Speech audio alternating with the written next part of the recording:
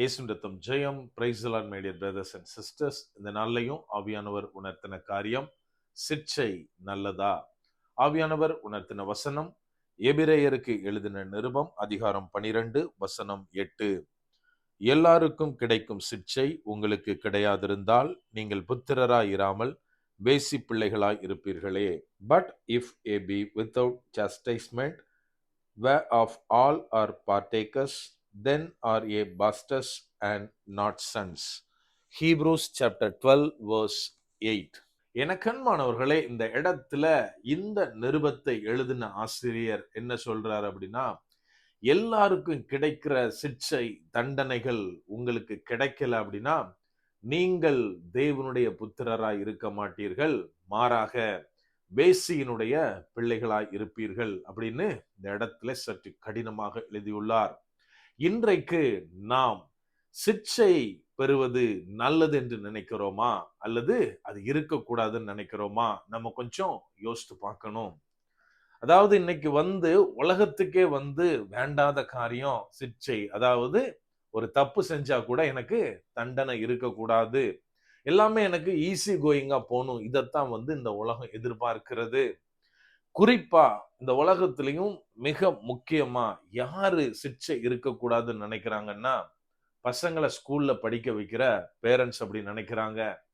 இன்னைக்கு ஒரு ஸ்டூடெண்டா இருந்து அடி வாங்கின பேரண்ட்ஸ் தான் தங்களுடைய பிள்ளைகள் ஸ்கூல்ல எந்த ஸ்ட்ரகிள் ஆகக்கூடாது, குறிப்பா டீச்சர்ஸ் அவங்கள அடிக்கவே கூடாதுன்னு நினைச்சிட்டு இருக்கோம்.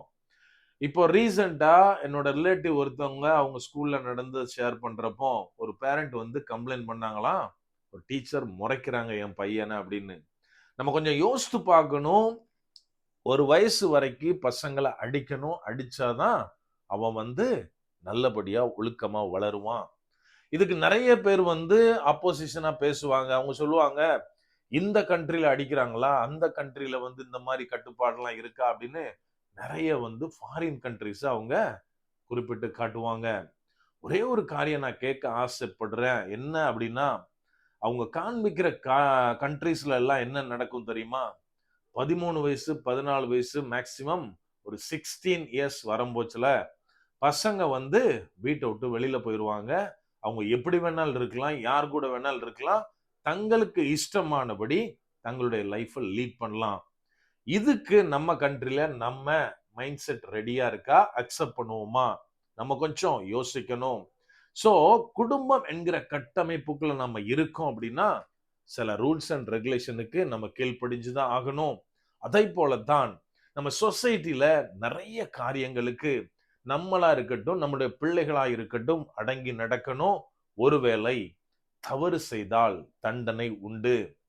அதாவது இந்த தண்டனை வேண்டான்னு நினைக்கிறது ஏதோ வெளி உலகத்துல உலகம் தெரியாதவங்க மாத்திரம் கிடையாது. இன்னைக்கு கிறிஸ்தவ உலகத்திலும் அநேகர் இந்த மாதிரி கிளம்பி இருக்கிறத நம்ம பார்க்க முடியும்.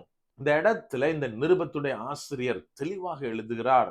சிற்சையை குறித்து சொல்லும் போச்சுல, ஒருவேளை சிற்சை வேண்டாம் அப்படின்னு நினைக்கிறோம்னா நம்ம தேவனுடைய பிள்ளைகளா இருக்க முடியாது, வேசியின் பிள்ளைகள் அப்படின்னு கடுமையான வார்த்தைகளால இங்க குறிப்பிடப்பட்டுள்ளது. நம்ம கொஞ்சம் யோசித்து பார்க்கணும். எதுக்காக தேவன் அவருடைய பிள்ளைகளையும் வேசியின் பிள்ளைகளையும் கம்பேர் பண்றாரு? ஏதோ அவர் சொல்லி இருக்கலாம், அதாவது ஒருவேளை என் பேச்சை கேட்கல, சிற்சை கிடையாது அப்படின்னா நீங்க என் பிள்ளைங்க இல்ல அப்படின்னு ஸ்டாப் பண்ணிருக்கலாம். எதுக்காக இந்த இடத்துல வேசியின் பிள்ளைகளை உள்ள கொண்டு வர்றாரு? நம்ம கொஞ்சம் யோசித்து பார்த்தா தெரியும்.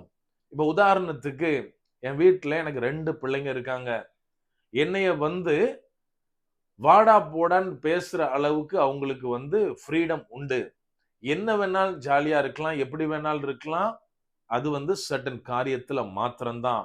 மாறாக அவங்க ஏதாவது ஒரு காரியம் சின்ன தப்பு செஞ்சாலும் நான் அதாவது ஹானஸ்டா சொல்றதா இருந்தா பலார்னு ஒண்ணு வைப்பேன். இம்மீடியட்டா அதுக்கு மேல அந்த தப்பை ரிப்பீட் பண்ண மாட்டாங்க.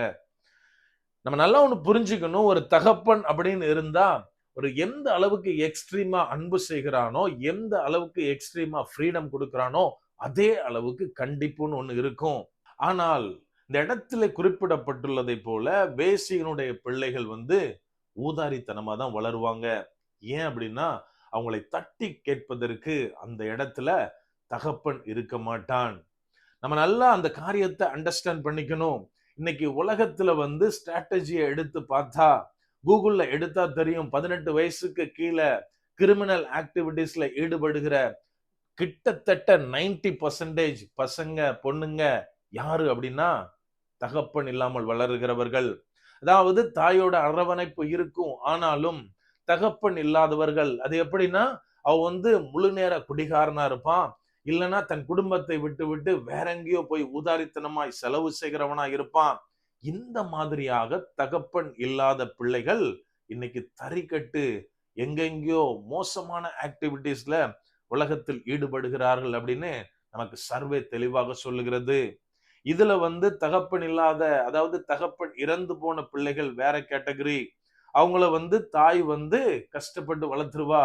ஆனால் தகப்பன் இருந்தும் கவனிக்கப்படாமல் இருக்கிற பிள்ளைகள் ஊதாரித்தனமாக நடப்பாங்க. அதனாலதான் இந்த இடத்துல சொல்லப்பட்டுள்ளது, அவர்கள் வேசியின் பிள்ளைகளை போல. என கண்மானவர்களே, இன்னைக்கு நூதன உபதேசங்கள், கள்ள உபதேசங்கள் அளவு கடந்து பெருகிவிட்டது. இன்னைக்கு நிறைய சொல்றாங்க, கிறிஸ்தவன் என்றாலே கிறிஸ்துவனுடைய பிள்ளை, கிறிஸ்துவனுடைய ராஜாவுடைய பிள்ளை ஆகிய எனக்கு உபத்திரவம் கிடையாது, பாடு கிடையாது, கஷ்டம் கிடையாது, எல்லாமே ஆசீர்வாதத்துக்கு மேல ஆசீர்வாதம்னு இன்னைக்கு நிறைய பேர் சொல்றாங்க. ஒருவேளை அப்படி போதிக்கிறோமா? அப்படி போதிக்கிறவர்களை பின்பற்றுகிறோமா? நாம் தேவனுடைய பிள்ளை கிடையாது, வேசியின் பிள்ளைகள். இத நான் சொல்லல, இந்த இடத்துல தேவனுடைய வார்த்தை சொல்லுகிறது. ஆகவே எனக்கு அன்பானவர்களே, நாம் மிகுந்த ஜாக்கிரதையோடு இருக்க வேண்டும். தேவனுடைய வார்த்தை என்ன சொல்லுகிறது, அதை எப்படி கையாளுகிறோம், எப்படி பின்பற்றுகிறோம், இதுல எந்த டைல்யூஷனும் நம்மகிட்ட இருக்கக்கூடாது. சோ நமக்கு இதுல இருந்து ஒரு காரியம் நல்லா புரிஞ்சுக்கணும். நாம தேவனிடத்தில் எப்படி உரிமை பாராட்டுகிறோமோ, அவருடைய வாக்கு தத்தத்தை சுதந்திரிக்கிறோமோ, அன்பை பகிர்ந்து கொள்ளுகிறோமோ, அதை போல் நாம் ஒரு காரியத்துல தவறு செய்தால் தேவனிடத்திலிருந்து சிக்ஷை உண்டு. நாம் அதை ஏற்றுக்கொள்ள வேண்டும். ஏற்றுக்கொண்டால்தான் அவருடைய பிள்ளைகள் என்று அழைக்கப்படுவோம். அப்படியே கண்களை மூடுவோமாம். அன்பான ஆண்டவரே, இந்த நேரத்திலே அப்பா உம்மை நோக்கி பார்க்கிறோம். ஆவியானவரே, நீர் எங்களோட இருக்கிறீர், அதற்காக நன்றி செலுத்துகிறோம். அப்பா, நீர் எங்களை உமது பிள்ளைகளாக தெரிந்தெடுத்திருக்கிறீர் தகப்பனே. அப்பா, உம்முடைய அன்பில பங்கு கேட்கிற நாங்கள் சிற்சையையும் ஏற்றுக்கொள்ள ஆவியானவரே நீர் எங்களுக்கு கற்றுத்தாங்க. அப்பா, எல்லா நேரத்திலும் தகப்பனே உமது பிள்ளையாய் மாத்திரம் நாங்க இருக்க நீங்க எங்களுக்கு உதவி செய்யுங்க. எல்லா காரியத்தையும் புறம்பாய் தள்ளிவிட்டு தகப்பனே உமது கைக்குள்ளாய் அடங்கி நாங்க இருக்க ஆவியானவரே நீர் எங்களுக்கு கற்றுத்தாங்க. முற்றிலுமா எங்களை தாழ்த்தி ஒப்பு கொடுக்கிறோம். பலப்படுத்தி ஆசீர்வதிங்க. மீட்பர் இயேசுவின் மூலம் ஜெபிக்கிறோம். ஜெபம் கேளும் எங்கள் நல்ல பிதாவே. ஆமென். God bless.